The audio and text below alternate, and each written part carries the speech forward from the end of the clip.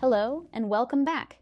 Today we're going to create the store page for your online shop using Portfolio Box. This is where your products will be showcased. Click on Create in the top menu, choose e-commerce from the list of options, and pick a template for your store. We're going to select the portrait template, which is perfect for products like prints that look best in a vertical layout. We'll name it Store to help visitors easily identify the page. We'll keep the default setting Add to Menu. Then we confirm by clicking on Create Page. And that's it, our store page is set up. Let's take a quick look.